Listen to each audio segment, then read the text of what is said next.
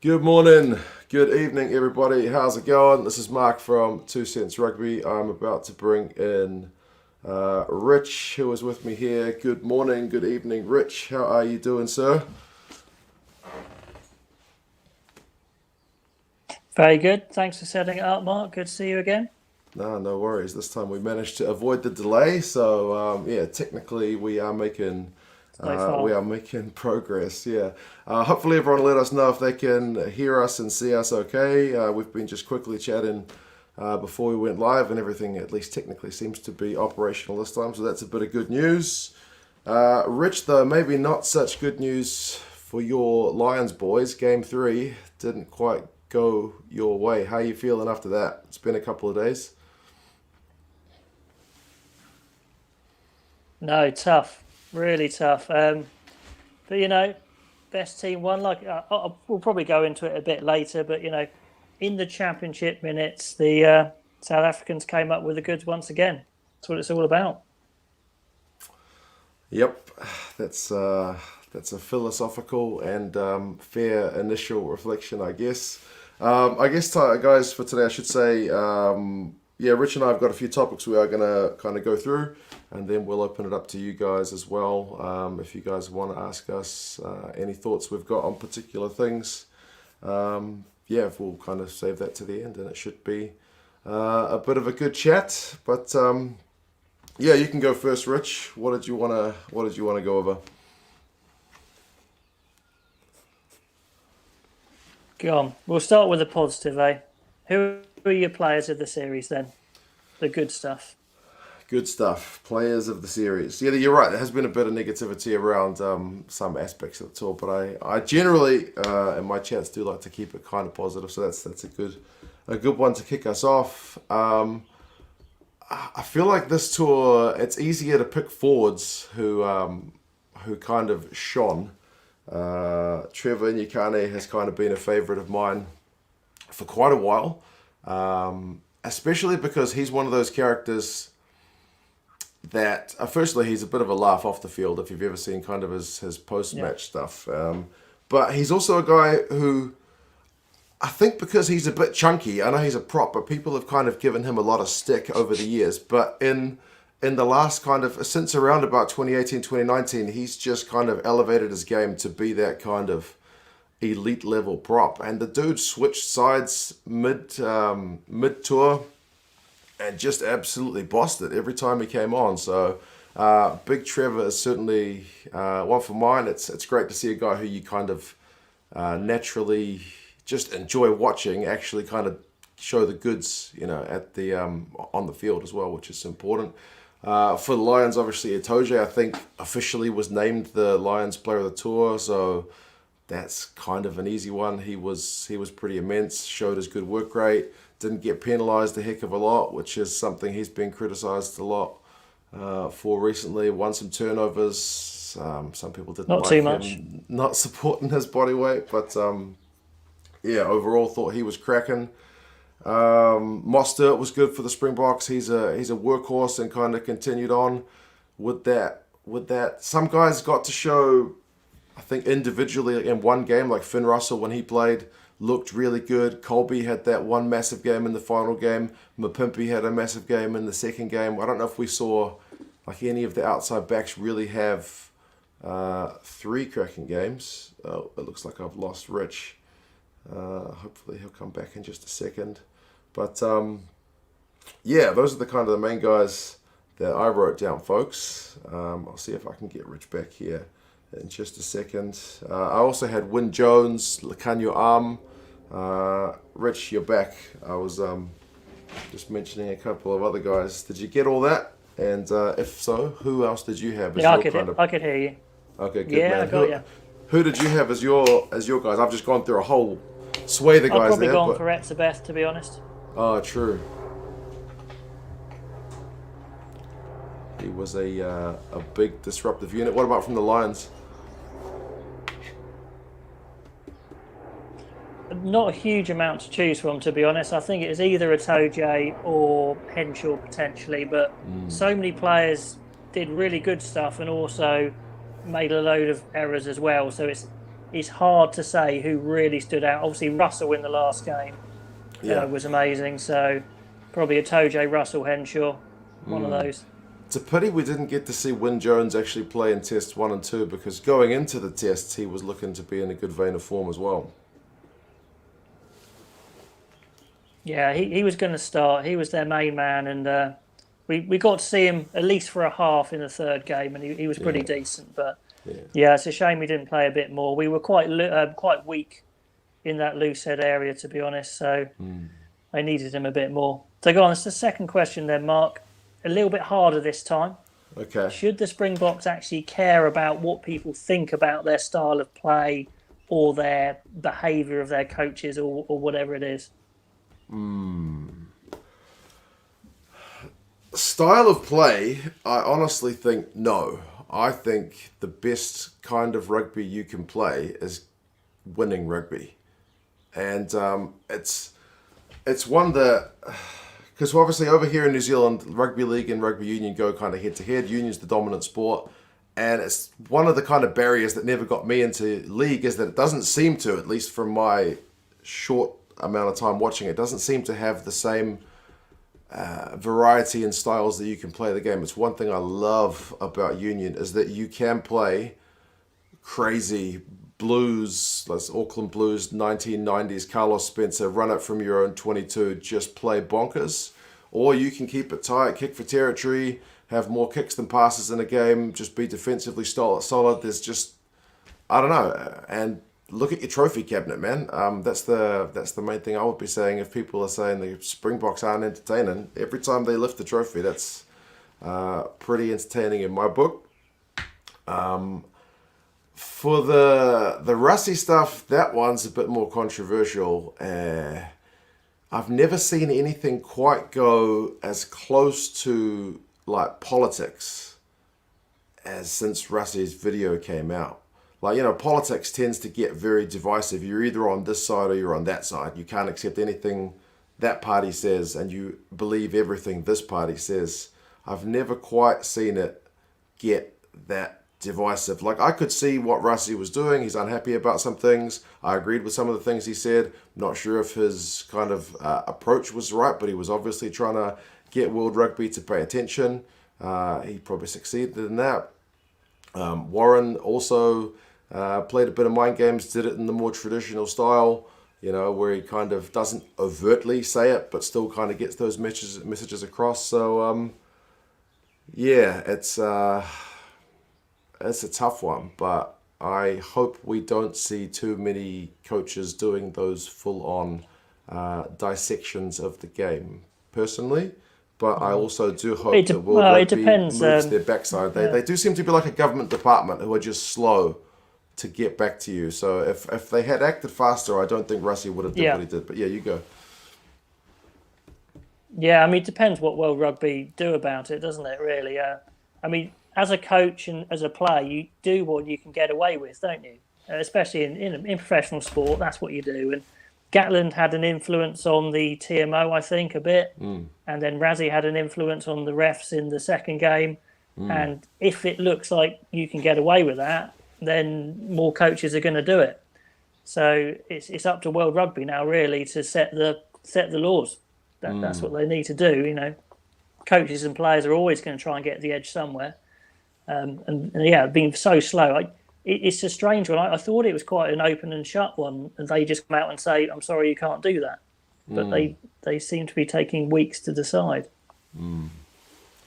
Yeah, they're really dragging their feet, which is, again, it's not a good look. But I've worked for government departments, and I kind of know that's kind of par for the course. But I hope this gives them a little bit of a kick up the pants, if nothing else.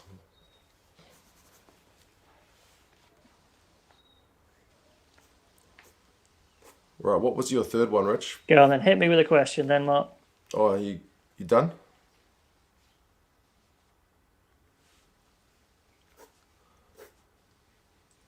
All right, do you want me to go for my third one? Yeah, go for your third one. Okay, go for it. Go on then. Springboks Rugby Championship. What do you reckon? How are they going to do? So they've beaten the Lions. Was this the warm-up they needed? or is this kind of the peak of what we're going to see? Yeah, I actually did a video on their schedule yesterday, and it's not the prettiest one. They start with 2 home games against the Pumas, which they should win, and then they've got 4 games on the road, 2 in Australia, 2 in New Zealand. So the fixtures list is not kind on them. Not many teams get a single win in New Zealand, let alone 2. So that's certainly going to be tough. And they picked a really big squad initially for the Lions tour, and I think they kind of said, we're picking this squad with a mind on the Rugby Championship, not just the Lions tour. And for the most part, I think you got to see, it was virtually the Rugby World Cup team that played. I do think they will play a few more of their depth guys to kind of build that experience going forward. Some of those guys are getting a bit long in the tooth. I'm not sure how many games we see out of Mornay Stain going forward, but they'll definitely be tough. There's no doubt about that. And I think the All Blacks got a bit of a fright when they played Fiji recently at the physicality of the game, and I think that may be a bit of a shock to the system for the All Blacks guys anyway. So I'm very keen to see. And it's going to be the 100th test between the Springboks and the All Blacks as well. So, I still think the All Blacks go into it as favourites with their kind of relatively kind fixtures list. But, the Springboks are definitely going to make everybody's life So difficult. do you see the Springboks resting? Do you see them resting some of their key players for those Argentinian games and then coming back full strength again for the New Zealand ones? And Russie's done that before, and where he's kind of split the squad in 2 previously, where because the travel is always a factor with the Rugby Championship. In the past he's sent guys early to New Zealand to kind of acclimatise and left other guys back in South Africa or whatever. So we may see that kind of 2 squads, or at least a squad and a half kind of mentality, where they do have a team picked to beat New Zealand and then a team picked to play Argentina, that kind of thing. It wouldn't surprise me in the slightest to see virtually a different 23. Yeah, makes sense. Now, you're a Lions fan. Obviously, the tour ended in failure, but if you were giving them a grade, A, B, C, D, is it a fail? Is it a pass for this tour? Oh, I mean, it's obviously got to be a fail, hasn't it? Because it's all about winning. I mean, that's what Gatland always says. It's all about winning the Test series, and they didn't. And the big thing that's going to hurt them is, even though they got pretty well smashed in the second Test, they had multiple chances to win this third and decider. I mean, they literally one mistake away from winning. Liam Williams' pass. If he'd given that, maybe they win. If Curry hadn't gone offside from the maul, they probably win. So I mean, they are going to be absolutely kicking themselves. I mean, the positive really, I guess, is getting the tour on at all. Whether it should have happened is a different question, but just the pure logistics of all the bubbles and all that stuff, that was probably the most impressive part of the tour, to be honest. Yeah. But I mean, it's got to be a fail, really, just for not getting it done when the Springboks couldn't be at a more vulnerable situation with, no fans, all the isolations, not having played for ages. Third Test, they don't even have Faf de Klerk, Peter Steph de Toy. I mean, it's literally, you don't get a better situation to do it, and they blew it. Yeah, it's going to be a tough one, seeing as it was that close. But yeah, you're right. I thought, going into it, when they played that first Test, I thought the Lions need to win that first one, because the Springboks, like you said, haven't had the prep time, and they're only going to get better. And then when they lost that second one, I thought for sure they're done. I thought the Lions are definitely done. I think the Springboks are definitely going to win the third one. But yeah, it was closer than I thought it was going to be. Only 3 points. And it is literally one of those ones that could have gone another way if they'd taken their chances. So Getz may want a second crack at it, do you reckon? I know they asked him in the press conference would you like to be involved in 4 years' time? And he didn't really give an answer. He said it's a long way away. I've got to go back to the Chiefs in New Zealand. So he didn't say no, but he didn't say yes. He just left it very much down the middle. Would you like to see him involved in 4 years' time, either as the coach or some kind of, I don't know, assistant coach, some kind of like advisor? What do you reckon for Gats in 4 years' time? Well, I mean, when you say second crack, it's kind of third, fourth, fifth Fourth crack, crack, isn't it? Really? yeah. I mean, no. I think he's been a great servant for the Lions, hasn't he? He's done some good stuff. He's made some good calls, some bad calls. I think it's time to call it quits, to be honest, and move on. I mean, he's obviously not going to burn his bridges at this point. Maybe he's holding out for the All Blacks job. Who knows? I don't think. I don't think that's happening. Anyway, look, he's gone a bit weird with the Lions coaches because Gatland, he wasn't coaching one of the sides, one of the British and Irish sides. But what the Lions want is they want someone full time. They want someone who can honour all the commitments and all the media stuff, and that's what they're after. I mean, traditionally, what it's meant to be is you take whoever's hot property at the time from the Four Nations, and you say you're the best at the moment. Come and take a good, month or so out of your schedule and do the Lions. But now it's so professional.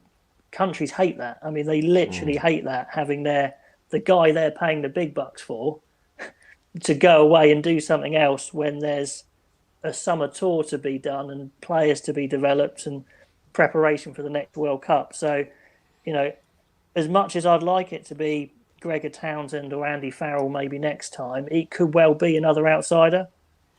I mean, Joe Schmidt might be around. Eddie Jones, dare I say, may have finished with England. Yeah, indeed. So it's different now. The Lions is changing. It's not quite the tradition it was. And hence why, if they could lock Gatland in for another tour, they may well do it because it gives them that certainty, that business certainty they're after. He does. I mean, he's got virtually more experience than anyone could possibly have in terms of that role. But yeah, 4 years is a long time. I mean, I guess a lot of stuff could happen. I think he'll be in his early 60s by that point, which is, I mean, there's still plenty of coaches coaching around at that time of their life. Oh, John King has just dropped in a super chat, and he says Scott Robertson is a shoo-in with O'Gara as an assistant for the next one. There was a little bit of talk about Scott Robertson potentially joining in as some kind of assistant to Gatland, but that seems to be just kind of one of those hot air stories.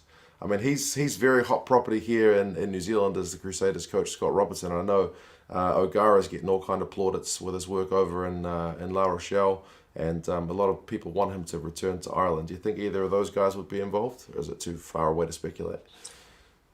Oh, yeah, well, it's too far away, but I mean, Scott Robertson's an unbelievable coach. Absolutely. And he'd probably do a great job. It's kind of, do they want to stick to a tradition where you're actually picking a coach from one of the Four Nations or a recent coach from one of the Four Nations? I mean, Scott Robertson would be a massive deviation from that, someone who's not been involved in anything to do with the Lions or any of the Four Nations at all. I'd probably be quite excited by it, but it's not really what the Lions was meant to be about. But, I mean, that's getting less and less these days anyway. O'Gara, maybe. To be honest, it's hard to forgive him for him throwing away the Lions tour the last time. That's my problem, not his. So yeah, I don't know. We'll see with O'Gara. I think there's lots of other coaches probably before him. I'd probably put. Yeah, it will be an interesting one to see how they kind of go with that approach. Now, again, cheers for that, John. But you mentioned, Rich, when talking about Gatland, about the mistakes potentially that were made. Obviously, no coach gets it right all the time, and I mean, hindsight's obviously 2020. But is there anything that you would have liked to see the Lions do differently? Not just in terms of can be selection, like players that you think would have been useful, but maybe tactically or just in terms of their preparation for the Springboks? Anything that you think the Lions kind of missed and that could have made a difference? I mean, clearly in hindsight, they made a lot of mistakes, sure. But even though they did make some mistakes, they had that game. They had that game in the palm of their hand. If they had the quality to win it, which they didn't in the end, they'd have won the series, and we'd be having a very different conversation about how Gatland got it right. Or to be honest, I mean, Russell changed that game in the third test, and that was by luck, really, by Bigger getting an injury. So I'm not sure that's Gatland getting it right, but still, they were inches away from winning it. Selection-wise of the squad, there probably wasn't a lot else he could have done. I mean, maybe selecting Farrell was an error. He was badly out of form for England. He was badly out of form for the Lions. Is he ever going to get the form back? I don't know. Just looked well off the pace. But it would have been a huge call to take Marcus Smith, initially. Could he have taken Sexton? Yes. Would that have made a difference? I don't know. Maybe he could have taken Cian Healy for extra scrummaging. That's possible. But, I mean, nines, he probably couldn't have done much more. Maybe taken a punt on Thomas Williams. Centres, not a lot else he could do. Back three, could he have played Lewis Rees-Zammit in one of the tests? Yeah. Who knows? Who knows what he'd have done? So, I don't know. Hindsight, selection-wise, I'm not sure there's a lot more he could have done. But the big tactical mistake, I guess, he made in the end was in the first test, they started playing the way they were practicing playing in the warm-ups. Then when they were losing, they went to the kick game, the more South African style, and won. And then they had that call for the second test where they could have carried on playing the way they'd been practicing playing, or they go conservative and try and close it out. And Gatland went for the second, and it backfired big time. I guess that's the one big mistake. But then they had all those chances in the third test to win it. So I think the Lions probably only got themselves to blame. You don't get better opportunities to beat the Springboks than that. Yeah, I mean, obviously, since it's all done and dusted, if you look on social media, you can find loads of examples of who he should have picked and who he shouldn't have picked and how that would have made a difference. But yeah, as you say, they got bloody close with who he did choose. So yeah, on another day, it could have been a different story. But yeah, I also, one thing I was going to add, Mark, actually, is this wasn't the best Lions squad we've seen. This was one of the weakest Lions squads we've seen. We said it at the beginning. Everyone knew it. But the South Africa had terrible preparation. It would kind of evened itself out a bit. So it wasn't a squad full of superstars ever. But again, they nearly got it done. Yeah, it's one of those weird ones where usually the Lions' massive disadvantage is they're a team just coming together and they're playing a team which has been playing together at least within the last kind of 6 months. But the Springboks were almost in the same position as the Lions, is that I know these guys have played together, but not for a couple of years. So they were a side kind of having to reform as well. So yeah, like you say, it was probably a golden opportunity. But yeah, who knows? We may see a different generation of players come through. There was a few guys, like you say, Marcus Smith, Lewis Rees-Zammit, young guys who went on the tour who'll certainly be better, even if they didn't get any test time. But they'll be better in 4 years' time. All right, I'll open it up to... there were definitely a lot of good Lions players coming to the end of their careers. Sorry to butt in there, Mark. I think okay. A lot of the Lions' top players like Faletau, Alan Wynne-Jones, Murray, Farrell... I mean, you can list them off a little bit. Some of those core guys aren't quite the players they were. And the new generation of superstars hasn't really established itself yet. So it's not an excuse, but I think that's part of the reason they weren't quite as strong as individually. Yeah, that's true. That is true. It will be... I mean, it's too hard to predict what a Lions squad's going to look like in 4 years' time. But yeah, it'd be nice to actually go through the squad at some point and see how many guys were kind of on the wrong side of 30, because as you say, it's quite a few. I am gonna let the chat have a few questions for both of us. I'm gonna put the first one to you because you are one of the Lions. You know, you're from one of the Lions countries. You're from England, and it's something that I see a little bit externally, and sometimes I can't get my head around it. But there's internal conflict that goes in with Lions supporters themselves. So this one from Aaron. What do you think of Gatland slating Russell post-match? I did watch the post-match press conference where I think from memory Gatland said something positive about Russell within the first minute and then seemed to kind of throw him under the bus a little bit.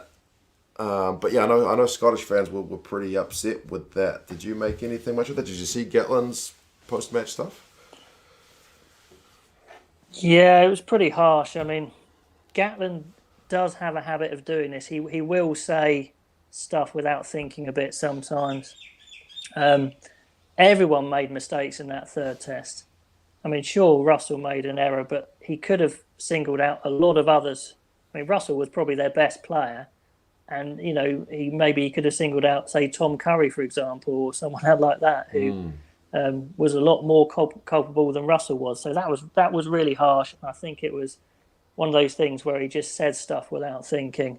Yeah, I didn't like it. Didn't like it at all.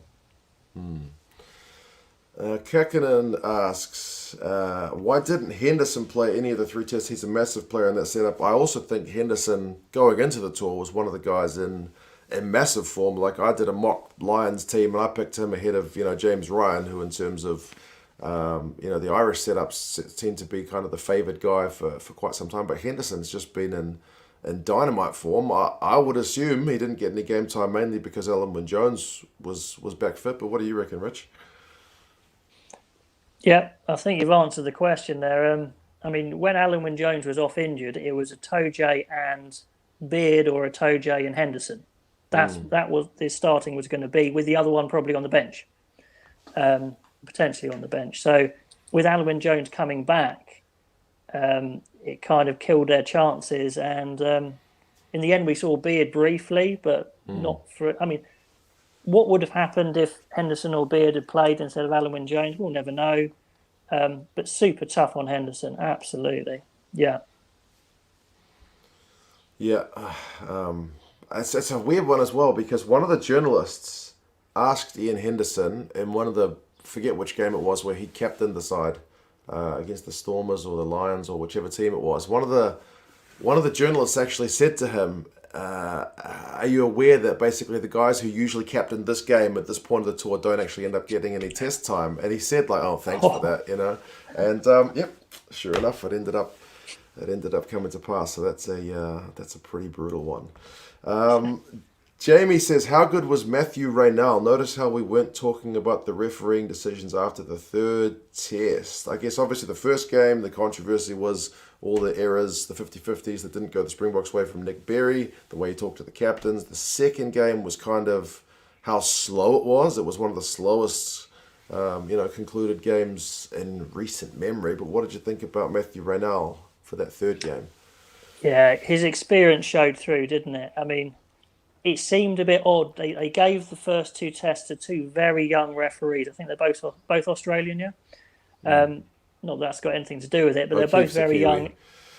Is it? My apologies. Both two very young referees under huge pressure. And the first game was a poor refereeing performance. Everyone knows it. I mean, it was just a bad game. The second one, he really felt the pressure of all the media stuff and took forever and that sort of thing. And then Raynell just showed you how you should do it, which is, be fair, but be super decisive. Be really sure of what things he was looking for. And when the TMO was desperately trying to stretch stuff out, and he was saying, no, I'm good. So yeah, no, he was quality. He was really good.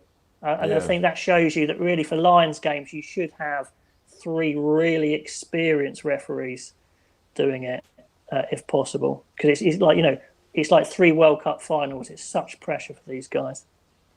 Yeah, basically there is no bigger pressure game than the Lions tour, that's for sure.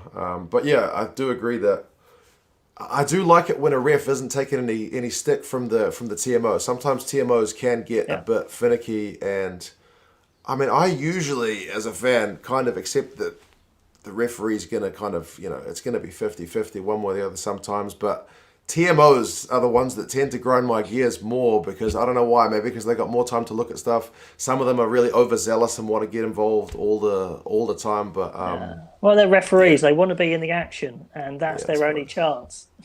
And that's what true. annoys me a little bit is they don't often say what they think. Mm, If they're clearly thinking the ref's made a mistake, they just say, "Let me show you another angle. I know, Let me show yeah, you another angle." It's like, no, just say what you think. yeah. I've sometimes thought maybe they shouldn't actually have that microphone available for us to hear. Obviously, it's good for us to know what they're thinking, but sometimes I feel like if they knew we weren't listening, they would actually speak their Mm, mind and say, like, "No, you've missed this," and then the referee, who doesn't want to shut them down in front of a million people, kind of would be able to say, like, "Nah, I'm happy with it," or whatever. But they mm, tend to kind of, like you say, they skirt around it a wee bit, trying not to make each other look too silly. yeah, yeah. And then the referee always asks. He always says, "Is everyone happy with that?" And it takes a very brave man to say, "No." No, yeah, exactly. Sam says, "Do you think the Mish could have made a difference when the Lions were lacking dynamic ball carriers?" Now, as an Englishman, you should answer this one very carefully. Oh no, it's pretty clear that the Mish was hard done by. I mean, he was excellent in the warm up games, and Gatland really likes Curry, and Curry didn't quite come through for him. So um, the fact he wasn't involved at all is really. I mean, obviously he came on, did that tip tackle, but apart from that, he wasn't given a chance to make an impact. So would he have made a difference? I don't know. Hopefully, but I'm really surprised he didn't come in for at least one of the games. Huge vote of confidence for Curry, but he didn't quite.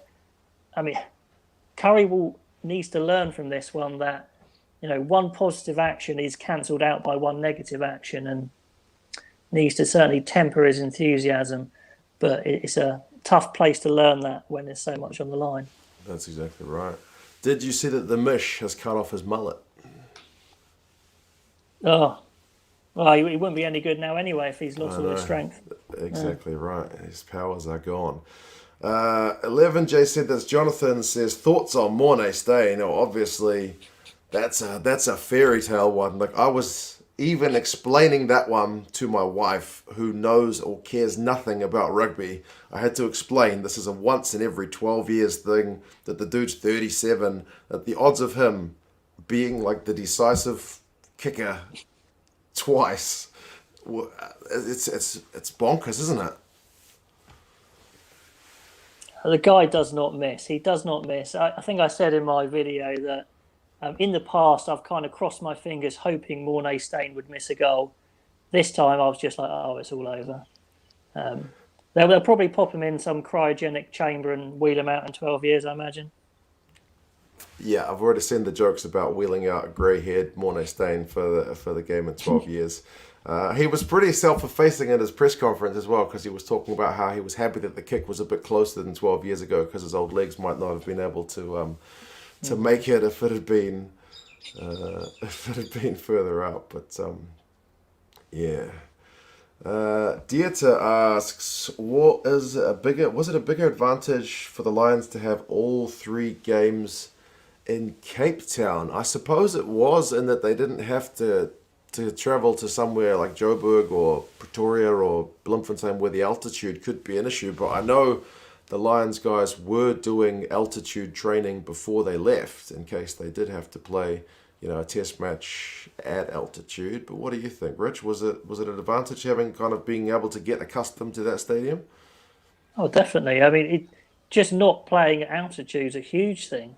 It's just another on the long list of reasons why this was a great time to play the Springboks, and why they should be even more gutted than they probably are. I mean, the pitch was awful at Cape Town, but it was awful for both sides. I think some of the scrum penalties both ways were because of the pitch, but the same for both sides. Yeah, yeah, that pitch was.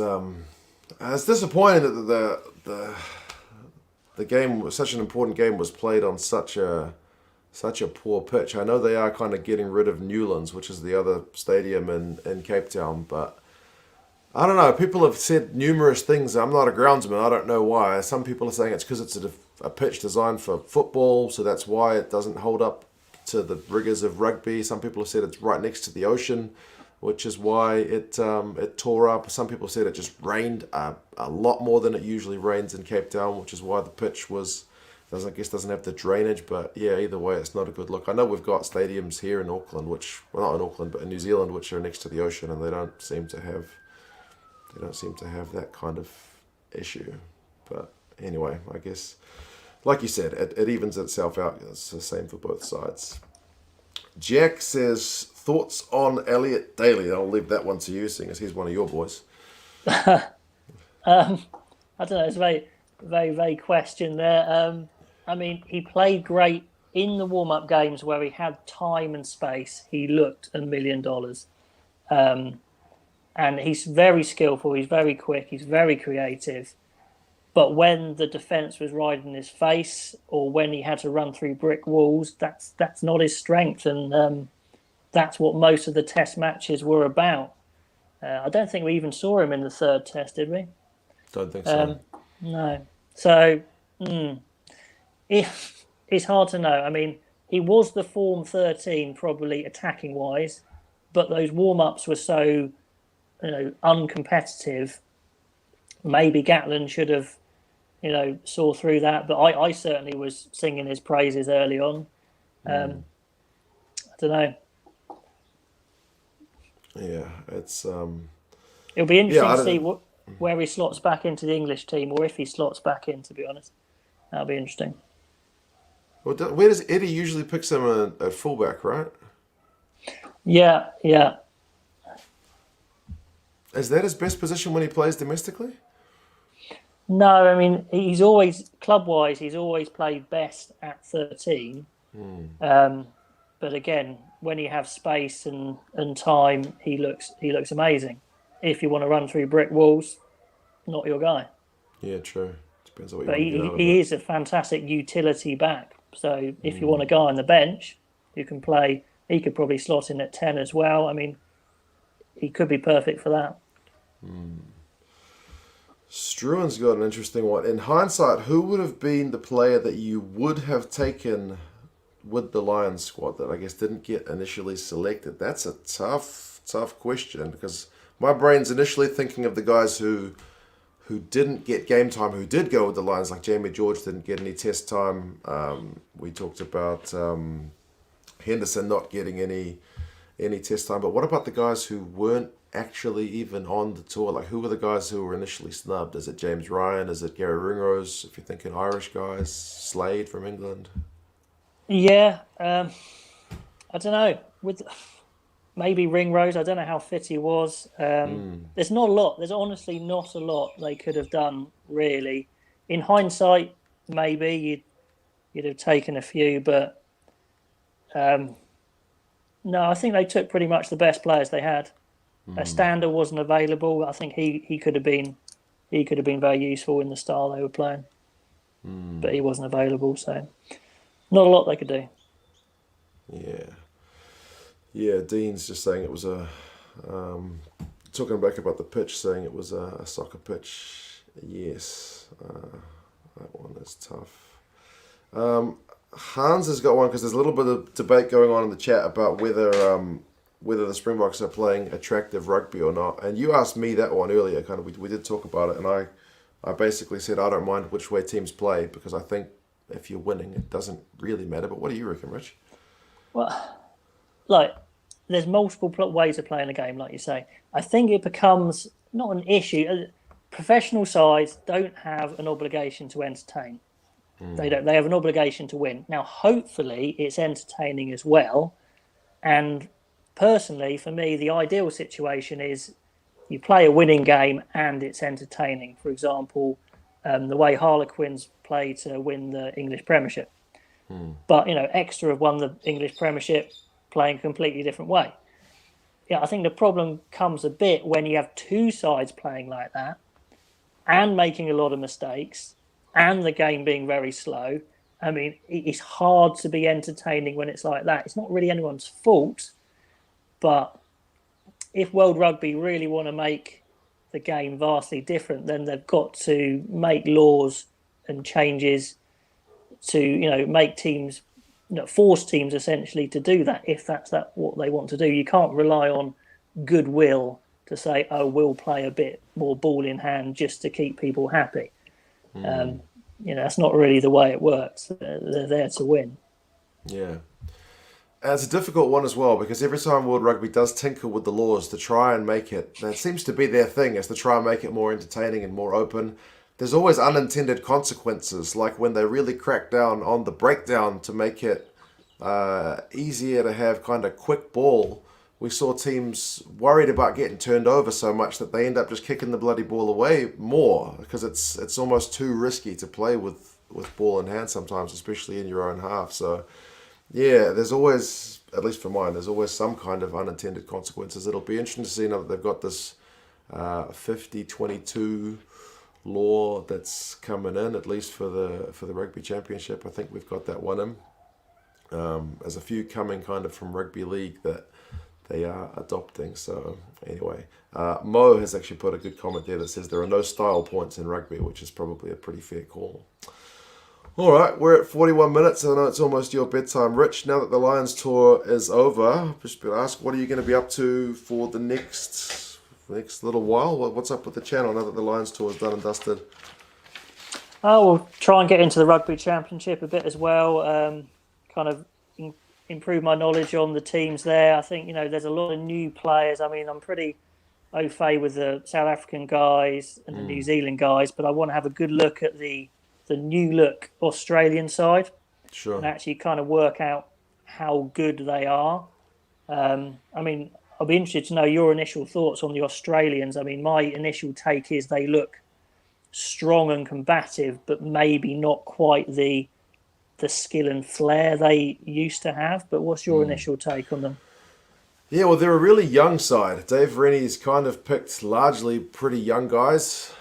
He's still got a few experienced hands in there as well, but it's definitely not like an all kind of flair style Aussie team. They are looking to try and hurt teams up front, which is maybe not something we always associate with Australian rugby. They've got a big prop, Taniela Tupou. He's a big tight head. He's one of the more dynamic props in World Rugby. So if I was going to give you guys to look out for, he would certainly be one. They've tended to play him off the bench. I think in the French series they played him twice from the bench, and that seems to be, at least internationally, where he has more impact. For his club, he tends to play almost 80 minutes. He just starts and just goes pretty bonkers. But they're in a little bit of an interesting area where they've got guys like Nick White, who you would have seen a lot of when he was in the Premiership. They've got James O'Connor, who's kind of been a bit of a journeyman, but he's back in Australia now. These guys who are kind of, late 20s, early 30s. And then they've got a lot of young guys, like Tate McDermott's a young, really attacking 9. They've got Noah Lolosio, who's the guy who played 10 against the All Blacks in the game at the weekend. Obviously, he missed a few kicks in that game, but was incredibly accurate against the French. So, it's a bit of a mixed team, but it's kind of, at two ends of the age scale. So it will be kind of interesting to see how Dave Rennie distributes his minutes building that team going forward. But in terms of their draw, they've got all but one of their games at home. So if they're going to do anything, now is certainly a chance to get it done. Okay, thank you. But yeah, it will be interesting. Good. You're going to get in on the Rugby Championship. Do you have a team at all, or are you just going to go sit on the fence and be a neutral for that one? I'll sit on the fence. I mean, I'm always fascinated with how the All Blacks shape up, just because they do have the most domestic talent, I think. We've seen it time and time and again with their club sides, and it's how they put that. How on earth do they distill all that talent into the best 23, the best mix? I mean, skill-wise, they look fantastic.